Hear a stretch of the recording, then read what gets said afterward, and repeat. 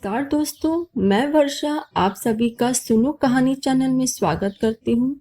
आज मैं आपको देवशयनी एकादशी की व्रत कथा, पूजन विधि और महत्व सुनाने जा रही हूँ। सर्वप्रथम श्री हरि को स्मरण करते हुए मंगलाचरण करेंगे। सच्चिदानंद रूपाय विश्वोत्पत्त्यादि हेतवे तापत्राय विनाशाय श्रीकृष्णाय वयं नमः। सर्वप्रथम देवशयनी एकादशी की पूजन विधि। आषाढ़ शुक्ल की एकादशी को देव सोते हैं, इसलिए इसे देवशयनी एकादशी कहते हैं। यह एकादशी आषाढ़ शुक्ल की एकादशी को मनाई जाती है। इसके बाद कार्तिक शुद्ध एकादशी को देव उठते हैं, इसलिए इसे देव उठनी एकादशी कहते हैं। आषाढ़ की इस एकादशी को व्रत करना चाहिए। भगवान का नया बिछौना बिछाकर भगवान को सजाना चाहिए और जागरण करके पूजा करनी चाहिए। अब देवशयनी एकादशी की व्रत कथा। सूर्यवंश में मांधाता नामक प्रसिद्ध सत्यवादी राजा अयोध्यापुरी में राज्य करता था। एक समय उसके राज्य में अकाल पड़ गया। प्रजा दुखी होकर भूखी मरने लगी। हवन आदि शुभ कर्म बंद हो गए। राजा को कष्ट हुआ। इसी चिंता में वह वन को चल पड़ा और अंगिरा ऋषि के आश्रम में जा पहुंचा।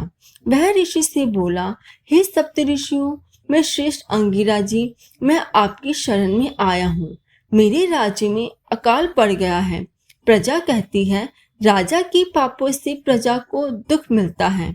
मैंने अपने जीवन में किसी प्रकार का कोई पाप नहीं किया। आप दिव्य दृष्टि से देखकर कहो कि अकाल पड़ने का क्या कारण है। अंगिरा ऋषि बोले, सतयुग में ब्राह्मणों का वेद पढ़ना और तपस्या करना धर्म है, परंतु आपके राज्य में आजकल एक शूद्र तपस्या कर रहा है।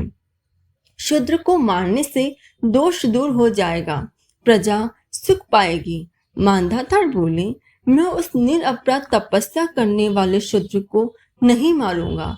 आप इस कष्ट से छूटने का कोई और सरल उपाय बताइए। ऋषि बोले, सरल उपाय बताता हूँ। भोग तथा मोक्ष देने वाली देवशयनी एकादशी है। इसका विधि पूर्वक व्रत करो। इसके प्रभाव से चातुर्मास तक वर्षा होती रहेगी। इस एकादशी का व्रत सिद्धियों को देने वाला तथा उपद्रवों को शांत करने वाला है। मुनि की शिक्षा से मांधाता ने प्रजा सहित पद्मा एकादशी का व्रत किया और कष्ट से छूट गया। अब एक देवशयनी एकादशी की महत्व में जो भगवान श्री कृष्ण ने युधिष्ठिर से कहा था वह सुनते हैं। भगवान श्री कृष्ण बोलते हैं, हे युधिष्ठिर, महान पुण्यमयी, स्वर्ग और मोक्ष प्रदान करने वाली, सब पापों को हरने वाली यह देवशयनी एकादशी का उत्तम व्रत है। आषाढ़ शुक्ल पक्ष में शयनी एकादशी के दिन जिन्होंने कमल पुष्प से कमल लोचन भगवान विष्णु का पूजन तथा एकादशी का उत्तम व्रत किया है, उन्होंने तीनों लोकों और तीनों सनातन देवताओं का पूजन कर लिया। हरिशयनी एकादशी के दिन मेरा एक स्वरूप राजा बलि के यहाँ रहता है और दूसरा क्षीर सागर में शेषनाग की शैया पर तब तक शयन करता है जब तक आगामी कार्तिक की एकादशी नहीं आ जाती। अतः आषाढ़ शुक्ल एकादशी से लेकर कार्तिक शुक्ल एकादशी तक मनुष्य को भली भांति धर्म का आचरण करना चाहिए।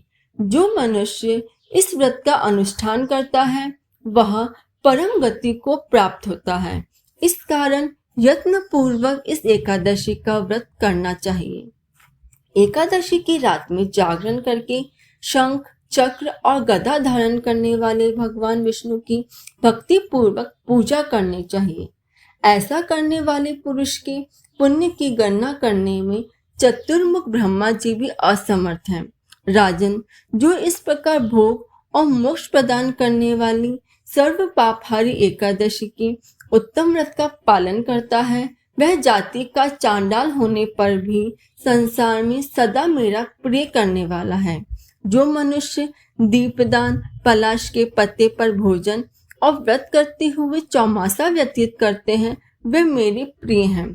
चौमासे में भगवान विष्णु सोए रहते हैं, इसलिए मनुष्य को भूमि पर शयन करना चाहिए। सावन में साग, भादों में दही, कुवार में दूध और कार्तिक में दाल का त्याग कर देना चाहिए। अथवा जो चौमासे में ब्रह्मचर्य का पालन करता है, वह परम गति को प्राप्त होता है। राजन, एकादशी के व्रत से ही मनुष्य सब पापों से मुक्त हो जाता है। अतः सदा इसका व्रत करना चाहिए, कभी भी भूलना नहीं चाहिए। शयनी और बोधिनी के बीच में जो कृष्ण पक्ष की एकादशियां होती हैं, गृहस्थ के लिए वे ही व्रत रखने योग्य हैं। अन्य मासों की कृष्ण पक्ष एकादशी गृहस्थ के रखने योग्य नहीं होती। शुक्ल पक्ष की एकादशी सभी को करनी चाहिए। इस एकादशी की महात्म्य को पढ़ने या सुनने से अकाल मृत्यु के भय दूर हो जाते हैं। आज के दिन तुलसी का बीज पृथ्वी या गमले में बोया जाए तो महापुण्य होता है। तुलसी के प्रताप से यमदूत भय खाते हैं। जिनका कंठ तुलसी माला से सुशोभित हो, उनका जीवन धन्य समझना चाहिए। बोलिए ओम नमो भगवते वासुदेवाय। आप मेरी कहानी को लाइक और शेयर जरूर करें और इसी प्रकार की आध्यात्मिक कहानी सुनने के लिए मेरे चैनल को सब्सक्राइब करें। धन्यवाद।